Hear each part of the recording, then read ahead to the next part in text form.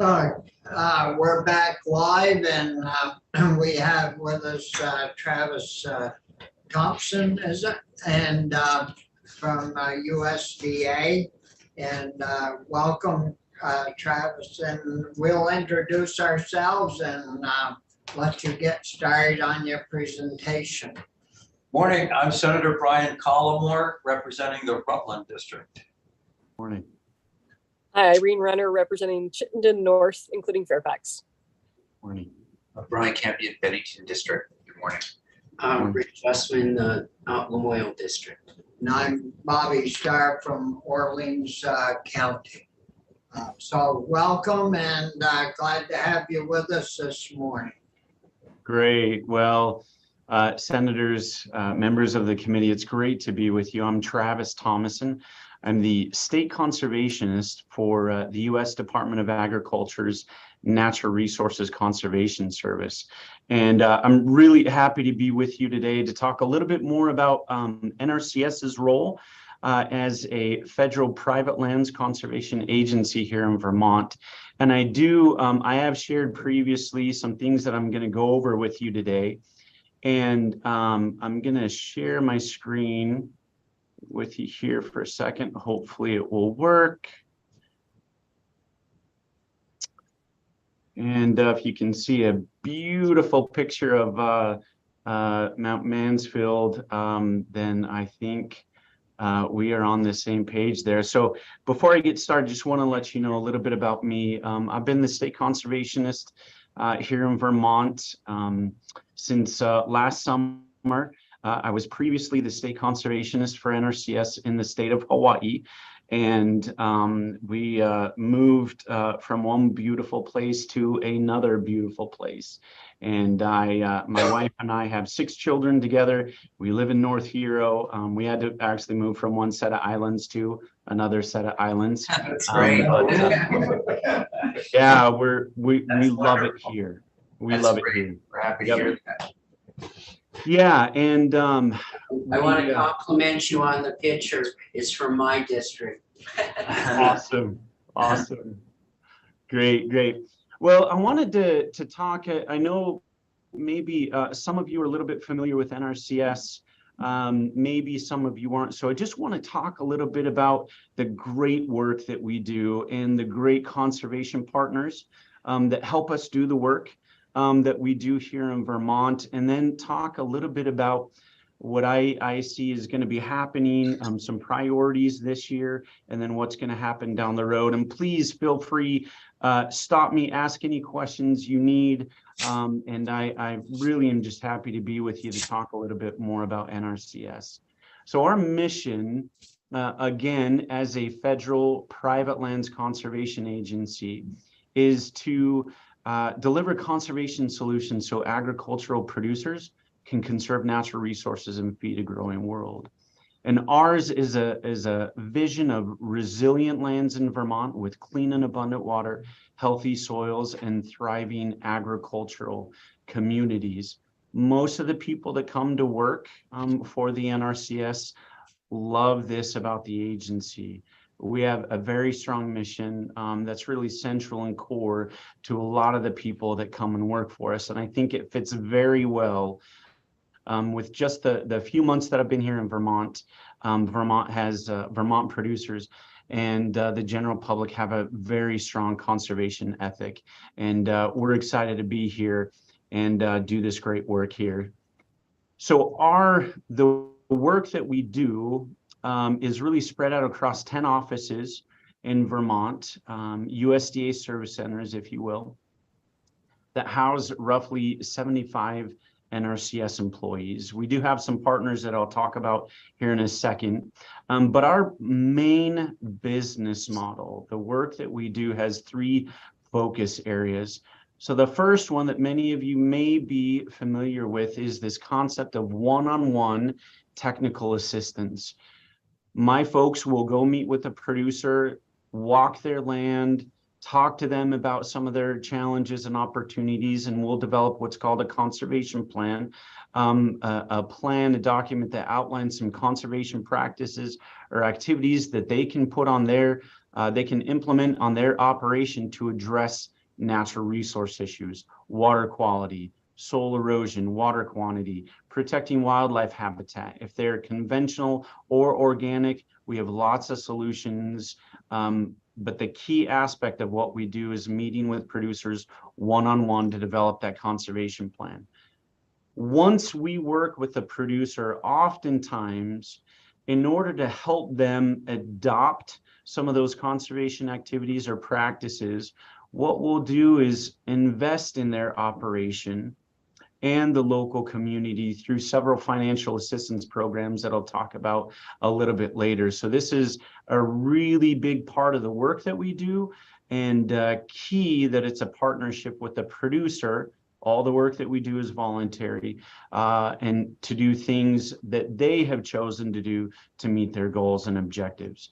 And the last piece of our business model is this concept that we collect data and then we manage and share that data to help professionals and policymakers make informed decisions. And there's lots of information. We monitor trends, data out there that folks can use to help make informed decisions. So that's our key business. Go ahead. Travis, Yeah. is that financial assistance like a cost sharing proposition or how? Yep. Yeah, it is. And I have a little bit more about some of those programs, but we call it a payment rate. So years in the past, we used to pay a certain percentage of invoices or receipts that a producer would use. But right now, at least for the past several years, we have gone to utilizing economists and data to predict what those costs might be. It never is going to be perfect, but average rates, we will pay that out. And I've included some of that information in the handouts just to give you an idea of what those payment rates might be. Yep. Great question. I might add in here this next part. Locally led conservation, so conservation at the local level, is key to the work that we do. If you know about the history of NRCS, we were born out of the Dust Bowl era in the 1930s. The first chief of NRCS, Hugh Hammond Bennett, collaborated with local farmers at the time to create what was called conservation districts. And through the work that they did at the local level, those conservation districts were able to address this national catastrophe at the time of soil erosion and did phenomenal work. Well, that model still exists today through the Soil Conservation District Act at the national level. So our key partners are in Vermont, the natural resource conservation districts that work under the overall guidance of the Natural Resources Conservation Commission and also the Vermont Association of Conservation Districts. So what happens is these conservation districts hold local meetings and they collect data, and then they help inform and make recommendations to me as a state conservationist of how we use some of our federal dollars to invest in farms. So we do our best to address those locally led issues and continue to get conservation on the ground. So it's a phenomenal concept, and we really, really appreciate the great work that the Natural Resource Conservation Districts do out there on the landscape. The other key group of partners, if you're not aware of this, I encourage you to understand a little bit more about what this Vermont Agricultural Water Quality Partnership does. You can see there's a handful of state, federal, and local conservation entities that really come together to coordinate and direct conservation investments across the state. And I've worked in many states in my career, and this is a phenomenal partnership, probably one of the most effective partnerships that I've seen across the nation that really leverages resources to make sure that producers have what they need to conserve natural resources. It's a tremendous tremendous relationship. And of course, we couldn't get the work done without many of these conservation partners. Our, just to hold you up a second. Yeah. Our Ag Committee, I don't know, 30 years ago, set up that Vermont Housing Land Conservation Board and crew, and to this day, the Ag Committee works very closely with Gus Seelick and the board to keep that all funded well, and it's been a great organization, and they do very well by our people. Yeah, and I, Senator, I have to admit, I really do believe this is probably one of the most effective conservation partnerships that I've seen. And Gus and everybody on the list, all of the leaders and staff members there, just phenomenal to work with, and they do a really, really great job. And again, I can't emphasize enough the importance of all of these partners in the role of protecting and conserving Vermont's precious natural resources. I'll breeze through these real quick. You can read through these more, but this year our agency priorities are making sure that everybody has equal access to our programs. This concept of DEIA, diversity, equity, inclusion, and accessibility, this is a key role, a key aspect of the work that we're doing this year. The next aspect, and I'll talk about this a little bit later, is this concept of climate smart agriculture and forestry. If you would have told me before I moved to before I moved to Vermont, that on February 15th of this year, that it would have been 53 degrees in North Hero and no snow, I would have called you a liar. There's no way. And so I do think that this key priority for the agency is going to help producers adapt to and mitigate some of the consequences and some of the challenges that come with the changing climate. So we're excited to look at those things, and I'll talk a little bit more about what we're doing. And then there's this concept of urban farmers, or what we would call small scale agriculture. So we recognize across the nation that typically if you have a large operation, you have the resources to maybe multiple folks that can go and work with NRCS and do some of the work. But some of the challenges, if you're a smaller operation, typically it's one or two folks or maybe a handful of folks. And sometimes they have challenges accessing the resources we have. And so we're doing a lot of work to make sure that small scale operations or community scale operations do have equal access to all of the resources that USDA has to offer.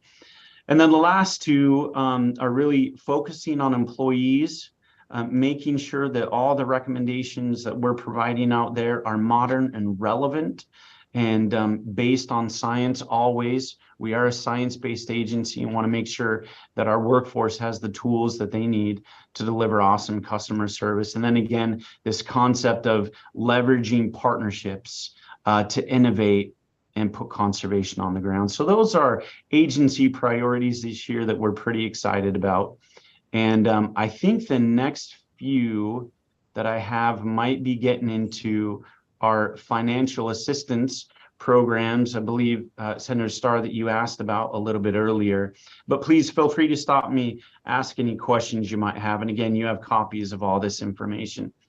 CTA, this the key program that allows us the ability to go work with the producer one-on-one is conservation technical assistance. This is really the authority that I use to allow my staff to go pay them to go work one-on-one with a producer to develop this farm-specific conservation plan.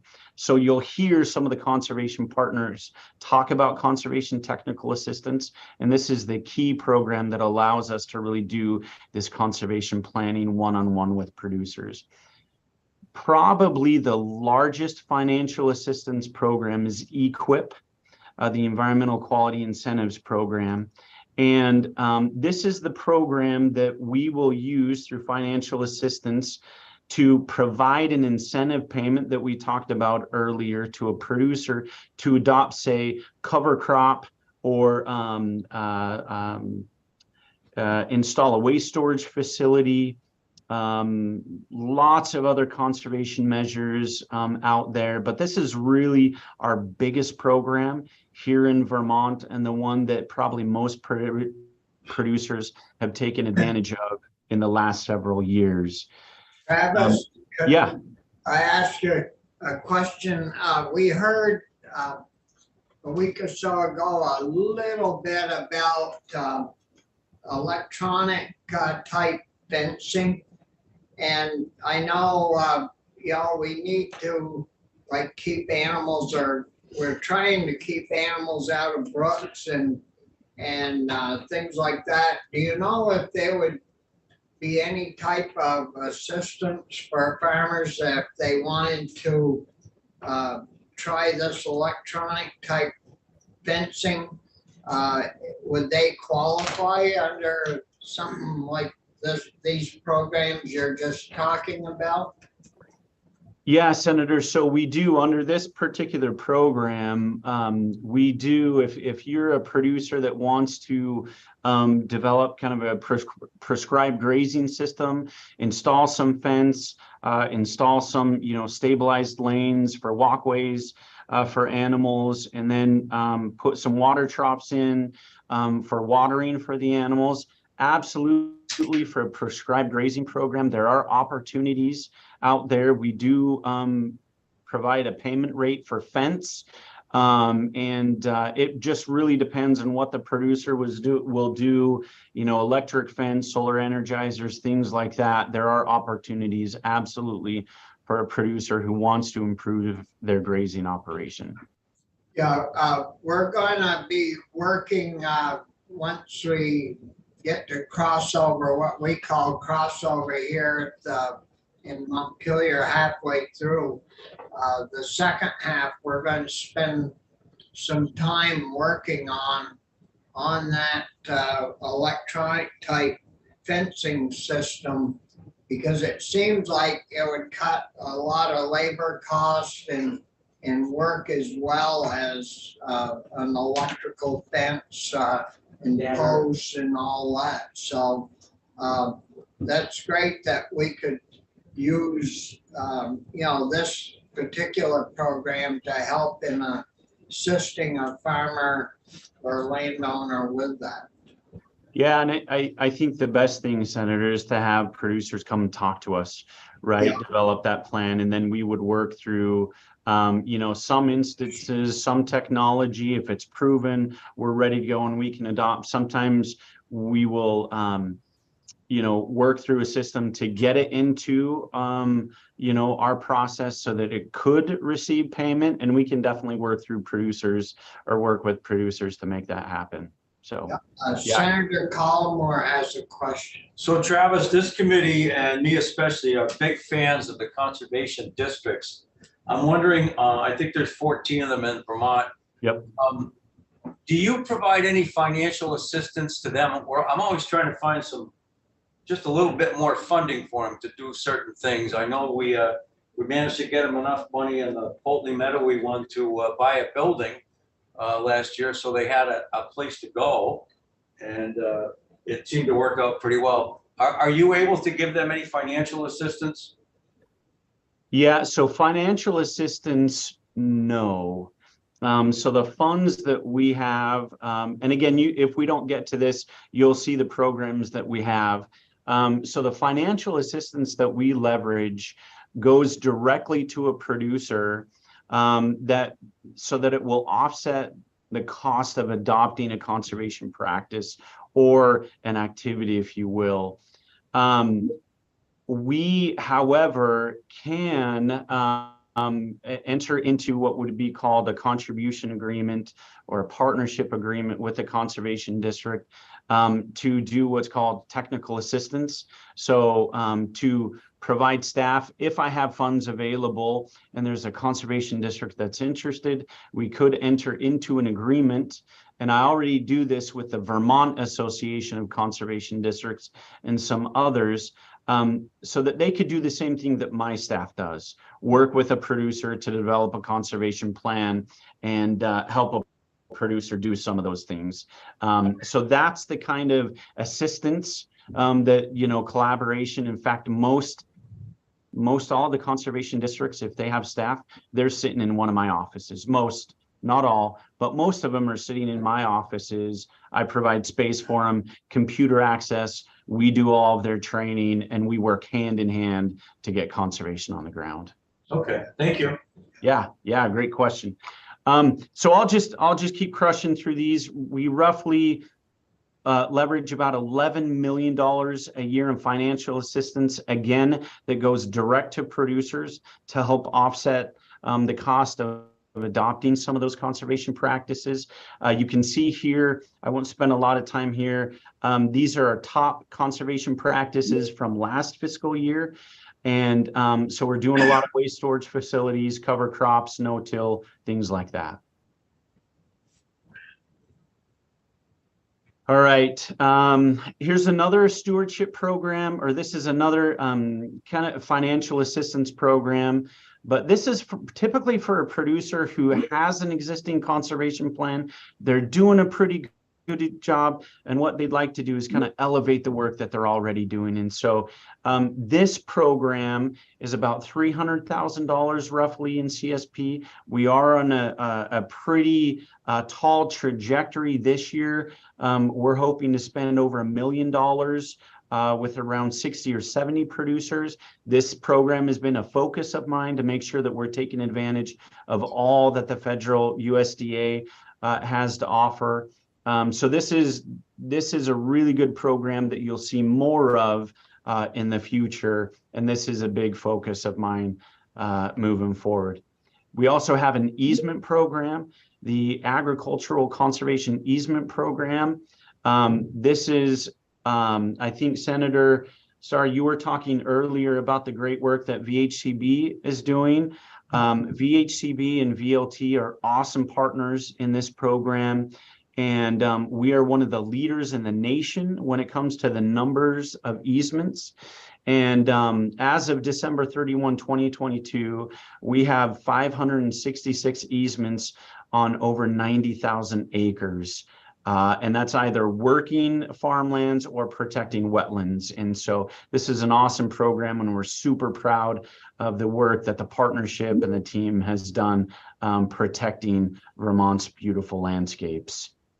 And the last program is a partnership-driven program. So A&R, Agency of Ag, many other partners take their existing programs. We somewhat match their programs that they're doing to accelerate conservation on the ground. And we have about 6 or 7 agreements with partners right now that are leveraging several millions of dollars to help producers address key priority issues under the RCPP program. All right. So IRA, Inflation Reduction Act. I want you to know a little bit about this. This is legislation that Congress passed in August, just a few months ago. It is the single largest climate and clean energy investment in our country's history. And this is really an awesome program that we're really taking advantage of in future years to help producers stay on the farm, increase access to the conservation programs that are already existing, and really focus on these climate smart ag and forestry activities. It's over the next 4 to 5 years, roughly, it's about $20 billion coming to NRCS to enhance the programs that I just talked about that will focus specifically on climate investments. Does that includes then cover cropping and things of that nature? Right? Yeah, great question. And so there's anytime you're planting or vegetation planting or manipulation, cover crops. In this presentation, on the next slide, I believe I included a link that will take you to what those practices are. But yes, cover crops, energy efficient ag systems. So if you want to do an energy audit, there are some recommendations in there, like reverse osmosis systems, things like that. There's potential anaerobic digesters we're investing in because we recognize that they will have significant positive impacts on reducing greenhouse gas emissions or storing carbon in the soil. So we're really excited about some of these opportunities moving forward. Now, tillage management, would a no-till planter be included in that list? Or could you get help to buy a no-till, say, corn planter or soybean planter? Yeah, that's a great question. So Senator, I also included and this is all publicly available. Anybody can go and take a look at this, but I included our payment rate list for the EQIP program, and it will list all of the conservation practices that we'll invest in, and then the payment rate. So for example, for no-till, we actually pay so many dollars per acre. And if you have a large enough operation, what that would, you could take those funds and, even though we're paying a producer, providing incentive payment to a producer on a per acreage basis, whatever that payment might do will offset the cost if they wanted to invest in a no-till planter. We're not paying for the no-till planter directly. We're just paying the producer incentive on a per unit basis. In this case, it's a per acre basis. They can either hire someone to go and do that, or they can buy the equipment themselves and do that work. Does that answer your question? Yeah, in a roundabout way. Yeah. They're getting their planter paid for by doing the work. And so if they do a 500 acres or 800 or 1,000, no, that's good news. Yeah. So I think lots of great opportunities here for the Inflation Reduction Act and really addressing climate smart agriculture and forestry moving You forward. also work with maple people on reverse osmosis and things of that nature. Yeah, we are just wading into that. In the past, I understand that NRCS has not worked with reverse osmosis systems, mainly because I think there's some concern about some water quality issues on the waste and maybe water temperature. We're currently looking at those. My target is to work with producers on cost sharing on reverse osmosis systems. I do have a partner USDA agency in rural development that does already do that. And so we're collaborating to figure out what those investments might look like for USDA here in Vermont. But my intent is to, if we can figure out the nutrient management and the water temperature side of things. What about a reverse osmosis plant for dairy so they could take the water out of dairy and just ship the good stuff? Senator, I need to know more about that. To be honest, the team, we haven't heard much about that, at least since I've been here, but I will make a note and I will look into it. And I think if there is an energy audit that a dairy has that indicates a reverse osmosis system would save energy and address those climate mitigation activities, absolutely, I will do everything in my power to make sure that we might be able to take a look at those things. Well, I think those big guys out there in the West with 30,000 cows, they're going to be the first ones that want to do that. Yeah, Yeah, I'll do some research, Senator, and I'll get back to you and let you know. I just need to know more about that and how it would fit in your system. Yeah, For thanks. sure. Yeah, yeah. So I know I'm coming up on my time. I just a couple of things. These IRA funds for us, these climate funds, three key aspects of the work that we're focusing on is we're going to be hiring staff to address that influx of funds. Those are on top of the funds that we normally get through the Farm Bill. So we'll be adding additional staff. We're always looking at streamlining how can we be more efficient in the conservation planning and implementation process, and of course investing in our partners, those conservation districts, the other conservation partners out there that can help us get this conservation on the ground, because it's my job to make sure that we take advantage of all of the opportunities that USDA has here for Vermont. I know you did have some questions about soil amendments, but I've given you some handouts and I can talk more about those things, but I'll stop sharing so we can just have a conversation, and whatever time you need from me, I am happy to give you. Well, thanks a lot for the presentation, and welcome to Vermont. I hope that we keep it nice and green and like it was last year and into the years in the future. We do quite a lot with our conservation districts, and I think they work with farmers and help them get money from you, and maybe they get a little bit of those proceeds for administering, and helping the farmer. I don't know just how that works, but they have a very strong reputation throughout Vermont as really being a farmer's friend, and so it sounds like you only have good things to help farmers with, so you must be a farmer's best friend as well.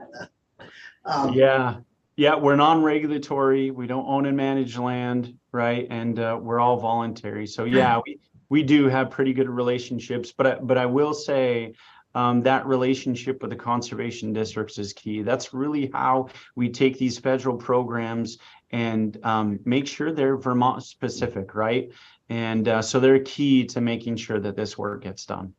Yeah, I noticed in the last slide you had up, was soil amendments, the word lime was in there.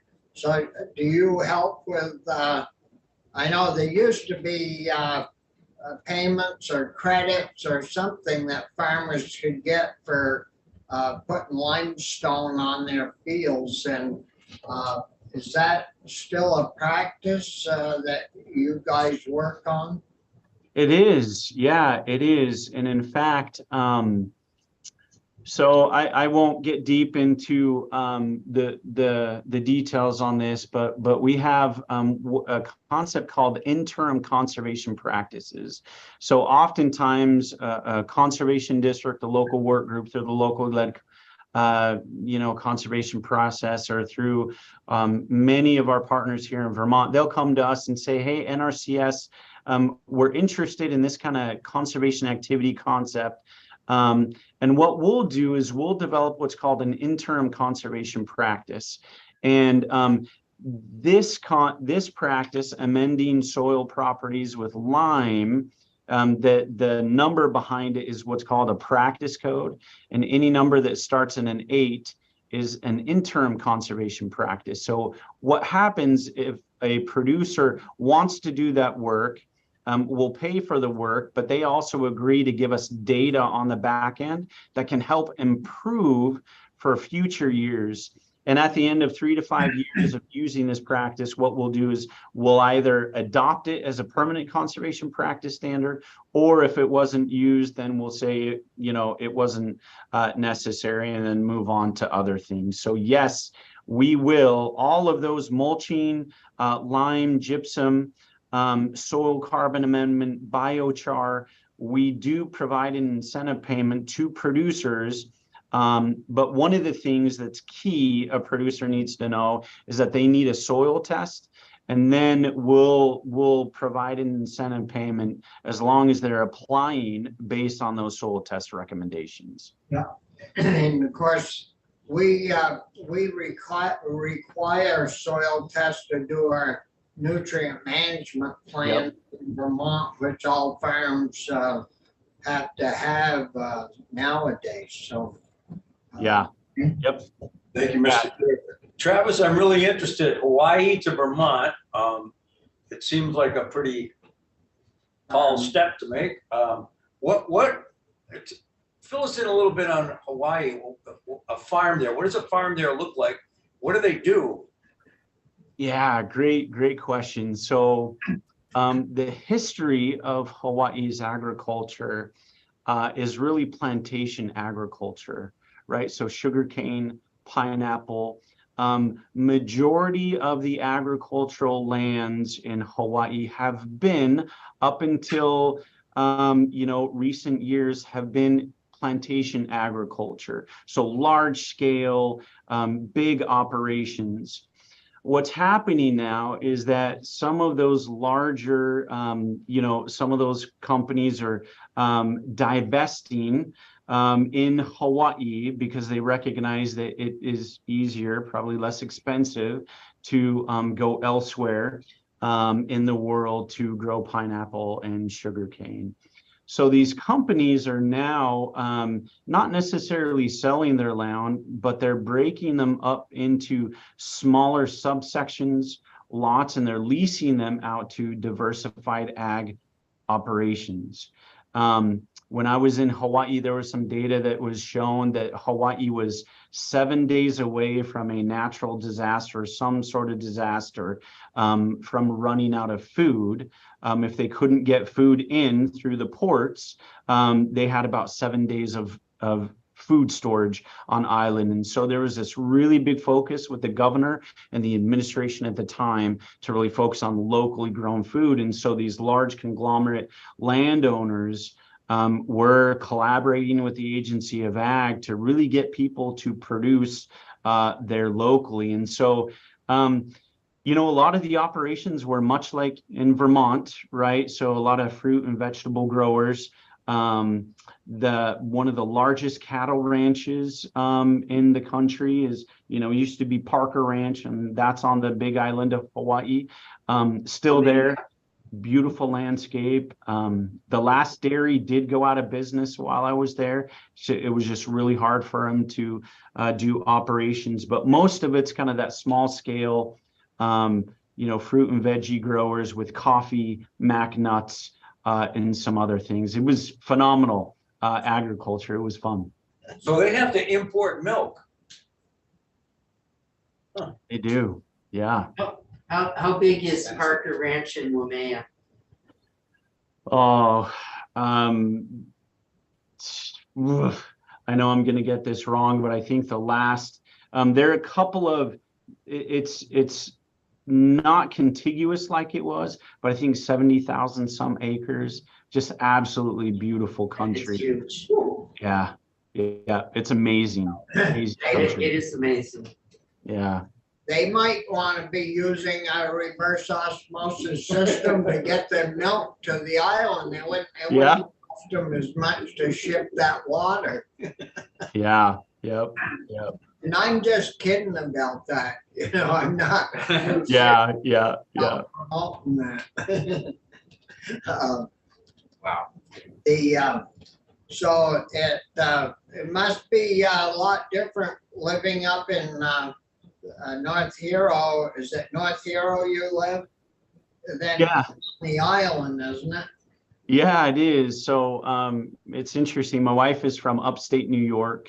I grew up in a small farming community in Idaho. So we're both used to the snow and the cold. We're loving it. I'm a little disappointed in this winter, to be honest with you, but we haven't had a good Vermont winter this year. No. Yeah, but it's interesting. I'll just share a personal story. The reason we're here was 20 years ago when we were in college. I was a TA at the time, and I was teaching a class. And she'd brought me dinner in between classes, and we were just sitting down talking. And I just asked her, if you could live anywhere, where would it be? And without skipping a beat, she says, in Vermont on a farm with a pond. And so not that that's like been our goal over the years, but we are here on purpose because we love the community. We want a great place for our kids, and we believe in conservation, and Vermont's a great place to be. No, I think you'll enjoy it. I've always worked hard trying to save up enough money to leave with, and I've never reached my goal of saving enough so I could leave. But I guess at this point, I'm just gonna hang in there and round it out right here. Any other questions for Travis? No, thank you very much. No, well, thanks a lot for your time this morning. Certainly appreciate, the presentation and meeting you. And, if you run across anything that we can help with or anything along those lines, please feel free to check in with us. And we want to wish you and your family the very best. Hope you stay a long time.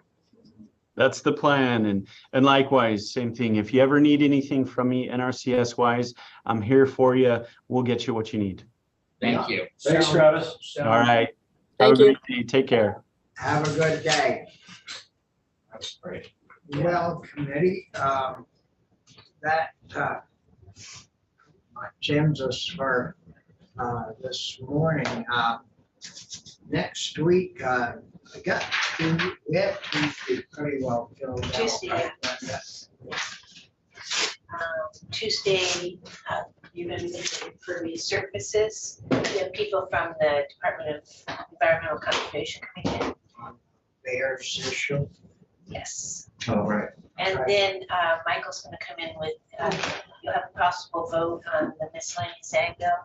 And there might be by that time a new version of the right to farm. And I don't know, has Michael talked with you at all? No. We're trying to fix it for you so that Is he you don't supposed to? have to be a stick in the mud. And you know. Is he supposed to come see me? Pardon? Is he supposed to come see me? I Try to didn't see know if him. he chatted with you, but I can go find him and see what's up. the one thing that I asked him and we talked about removing was the 1 year rule. Uh-huh. And I thought that might help you a little bit. And so that you don't have to be there a year before it would help the homeowner, L. And I didn't see any need in having that year in there. I mean, it shouldn't have to be Within a time frame of a year. a time frame if they are encroaching upon a neighbor. And there's another couple of other little changes that, I'll track it down. Thank yeah. you. Thank you. And I think, we'll go back to work on this organic stuff. Have the agency in try to see if nobody's getting damn numbers. That's one issue that. We're on, right? We're still on, okay. That's one issue that's holding us back from getting this all done, but Yeah. I think if we could get the numbers, we might want to figure out on that floor issue instead of having a cap at the upper end. idea. Having the bottom, so because we do know that it costs more to produce with less animals. So we need to work on that. I think that would be a positive step to move it forward. We have a small state minimum on most things that happen. Well, that's where we get our money from. That's right. Being, so I guess that wouldn't be the first time that's No. ever happened. So I think, we need to talk with them in regards to that. And if we can get that payment plan worked out, then I think we could, and we need to talk about the 9.2. Is that the right number? Should it be more? Should it be less? And Well, I think a piece of that is gonna be, as we start to construct the budget, what does that all look like? yeah, but this is gonna have to get done way before we get to that nickel diming on the tail end to Afraid. figure out the budget. Yeah, I'm afraid though, 9 million's not nickel and dime. Well, it is on 8-point-some billion. 9 million is one part of one little part of a billion. Say nothing about 8 billion. And but when you think about that, there's only 630,000 of us. If you divided that out into the 8-point-some billion, if we gave everybody a check, Yeah.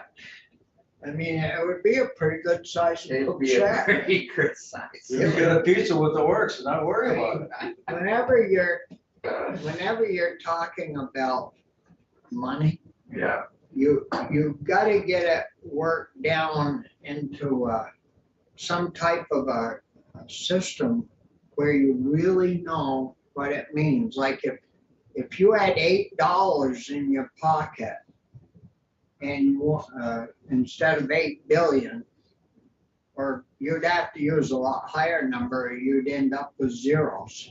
But if you took the 8 billion and made it maybe into thousands, right. so you had $8,000 in front of you, and you wanted to spend 9 million of that, you'd probably take $9 out of that Right. pile. And if you don't get it into some type of reality, I mean, I played with a lot of money in my days, and if you don't break it down, you Yeah. don't really feel the real, what the hell's this costing me? Yeah, I bet. Or, am I really spending, how much money am I really spending? And,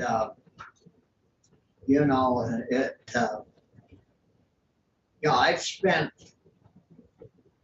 $400,000 in a day.